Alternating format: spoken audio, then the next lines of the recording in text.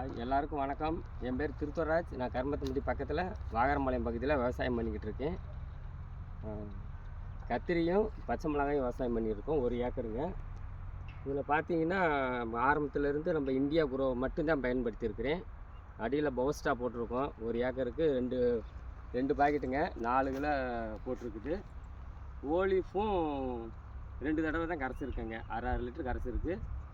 நல்லா செடி. இப்போ வேறு கெமிக்கல் உரம் எதுவுமே கிடைக்கல. நல்ல செடி பாருங்கள், நீங்களே பாருங்கள்.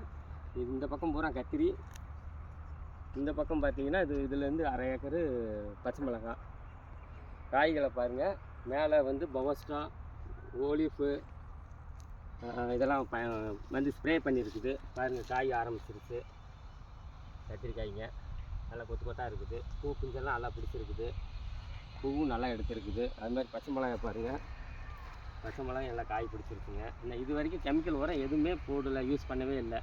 மேலே ஸ்ப்ரேயும் பண்ணலைங்க. நல்லா இருக்குது. அதனால் விவசாய பெருமக்கள் எல்லோரும் நம்ம இந்தியா குரோ மருந்தை வாங்கி பயன்படுத்துங்க. நல்ல ஒரு ரிசல்ட்டு எடுக்கலாங்க. வணக்கம்.